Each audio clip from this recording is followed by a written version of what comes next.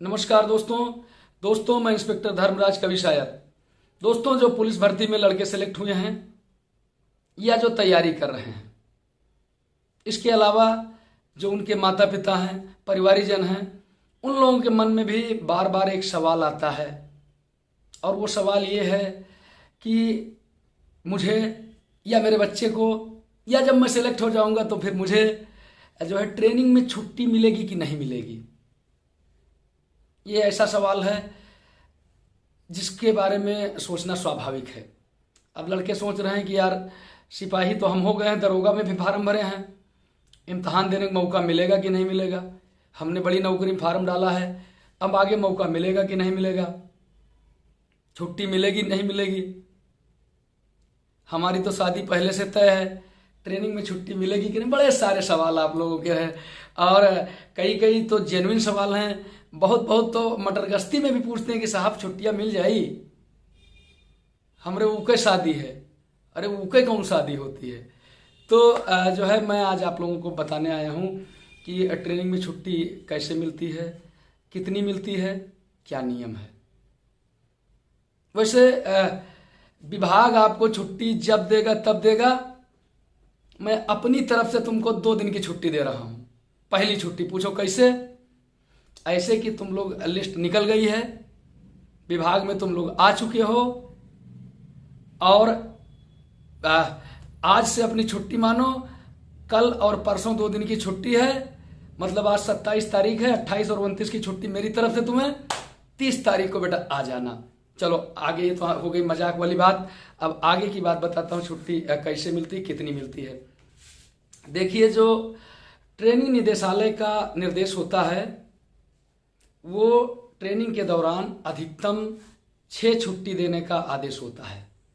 अधिकतम होता है और विषम परिस्थितियों में होता है। वो विषम परिस्थितियां मतलब क्या हो सकती हैं, जैसे किसी के घर में कोई कैजुअल्टी हो गई है, कोई सिपाही की ट्रेनिंग कर रहा है, उससे बड़ी नौकरी में किसी ने फार्म डाल रखा है, लेकिन ये नहीं कि 20 फार्म डाल रखे और रोज एक छुट्टी मांगो तुम, वो भी लिमिटेड। उससे बड़े रैंक पर इम्तहान देने के लिए छुट्टी आपको मिल जाती है। घर में कोई जो है कैजुअल्टी हो गई है, उसकी छुट्टी आपको मिल जाती है। इसके अलावा सगे भाई, सगे बहन या खुद की शादी है। हालांकि हम तो सलाह नहीं देंगे ट्रेनिंग में शादी करने का।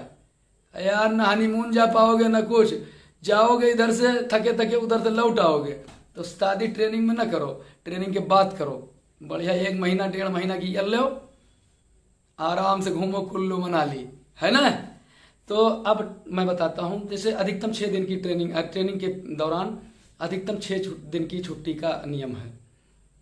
6 दिन में जो है 2-3 दिन तो सामूहिक हो जाती है। जैसे कोई पर्व पड़ा और उसमें 2 दिन के लिए छोड़ दिया गया। 2 दिन का मतलब वो 3 दिन होता है, 1 दिन पहले रवानगी होती है, 1 दिन बाद आमद होती है, वो 4 दिन हो जाता है समझो। तो वो 2 दिन की छुट्टी काउंट होती है। एक वो मिल जाती है 2 दिन की, 3 दिन की मिल जाए।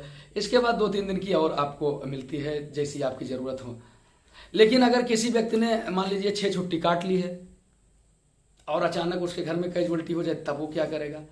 तो मेरे भाई, मैं इतना बताना चाहता हूं आपको कि जो हमारे जिले के मुखिया होते हैं, पुलिस अधीक्षक महोदय, उनके पास आपकी वेलफेयर के लिए असीमित शक्तियां होती हैं, असीमित शक्तियां होती हैं अपने कर्मचारी के कल्याण के लिए। अगर जो है उनको जेन्युइन लगता है कि इसको छुट्टी जाना चाहिए तो वो 6 दिन से ज्यादा भी दे सकते हैं। लेकिन जो ट्रेनिंग का एक जो है उद्देश्य होता है, जो कि ज्यादा से ज्यादा सिखाया जाए, कम से कम छोड़ा जाए, उसको पालन किया जाता है। छुट्टी ज्यादातर इग्नोर की जाती है कि मतलब जो है ज्यादा लोग छुट्टी न जाएं, इस पर ध्यान रखा जाता है। वो आप लोगों की भलाई के लिए ही रखा जाता है। यहाँ कोई अपना निजी काम आपसे नहीं कराता है, बल्कि आपको ही मजबूत करने का काम किया जाता है। तो ये डर निकाल दीजिए कि ये ट्रेनिंग में मुझे छुट्टी नहीं मिलेगी। अगर आपकी जरूरत जेन्युइन हुई, निश्चित रूप से छुट्टी मिलेगी मेरे दोस्तों। तीर्थ यात्रा करने के लिए नहीं मिलेगी। हाँ, बहुत हुआ जो है जवार में बारात करने नहीं मिलेगी। बहुत लोग क्या करते हैं कि लिख दिया कि हमारी दादी खत्म हो गई। अब दादी पता लगा जो है खत्म हो गई है 10 साल पहले ही, और 2-4 लोगों को छुट्टी उसी में मिल गई, और इसके बाद जांच हो गई। तो जांच में बहुत दिक्कत हो जाती है इस तरह से झूठ बोल करके अगर कोई आप लाभ ले लेते हैं। मेरे दोस्तों, ये जो मैं बना रहा हूँ वीडियो, ये कोई अपने मन से नहीं बना रहा हूँ। आप लोग जो सवाल मुझसे ज़्यादा से ज़्यादा पूछते हैं उसका वीडियो मैं बनाता हूँ। आवाज़ डिफर है मेरी आवाज़ से। हाँ, तो बेल का शरबत कल पी लिए थे, 2 गिलास पी लिए थे, और बर्फ़ भी उसमें थी, इसलिए जो है गला पकड़ा है।